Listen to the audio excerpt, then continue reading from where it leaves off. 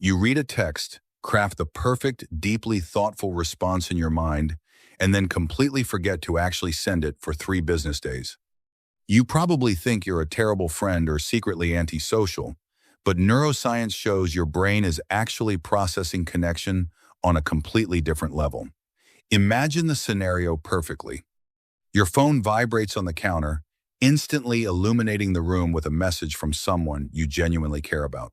You look at the glowing screen, and in a fraction of a second, your mind formulates the exact words you want to say back to them. You can physically feel the warmth of the exchange, you successfully anticipate their reaction, and you mentally wrap up the conversation with a profound, satisfying sense of connection.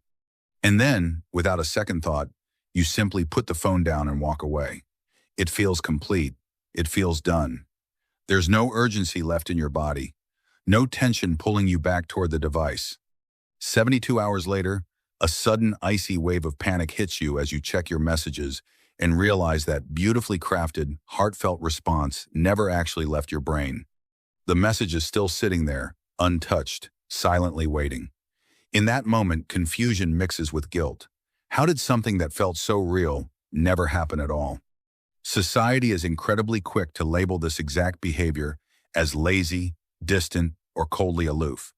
We are constantly conditioned by a hyper-connected world to believe that immediate, rapid-fire availability is the ultimate and only proof of love and respect. Fast replies mean you care. Delayed replies mean you don't. That's the unspoken rule. But what if your persistent inability to text back is not a failure of friendship, but rather a fascinating symptom of a highly advanced, beautifully complex cognitive architecture? Today, we are going to investigate the hidden psychology of the phantom reply, uncover the invisible mental traffic jam happening directly behind your screen, and explore exactly why your habit of unintentionally ghosting people might actually be your mind's most brilliant emotional survival strategy. Chapter 1. The Cognitive Traffic Jam. To truly understand why you can so easily reply in your head but never actually hit the send button, we have to look at what physically happens inside your brain the exact moment a digital notification appears. For the average person, a text message is just a basic, low-stakes exchange of everyday information. It's quick, light, and easy to process. But for you, a message represents a complex emotional demand that instantly requires an enormous amount of mental processing. When you read a text, your working memory does not just casually register the words. It immediately starts juggling multiple, complex social variables simultaneously. You are analyzing the sender's specific tone, predicting their current mood, and trying to understand the invisible subtext hiding behind their casual punctuation. A simple okay is never just okay. It could mean agreement, annoyance, distance, or something completely unspoken. Because your brain processes these social cues on such an intense and amplified level, your nervous system essentially treats every single interaction as something that is mentally expensive. Even a short reply requires energy, attention, and emotional calibration. You do not delay your reply because you do not care about the other person. You actually delay it precisely because you care entirely too much. You want to respond properly. You want your words to land exactly right. You want the other person to feel understood. But finding the energy to engage at that level often feels like trying to climb a mountain when you are already exhausted. So your brain quietly postpones the action, even though the intention is still there. Chapter 2. The Simulation Machine. Have you ever caught yourself imagining a conversation that never actually happened, where the emotions feel completely real? Inside your brain, there is a powerful system that activates when your attention turns inward. For people who frequently reply in their heads, this system doesn't just wander, it becomes highly active and creates detailed mental experiences. Psychologists call this process mental simulation. Your brain runs different versions of reality to prepare for future interactions. When you read that message, you didn't just think about your reply. You experienced it. You imagined what you would say, how the other person would respond, how the tone would shift, and how the conversation would end. And here's the important part.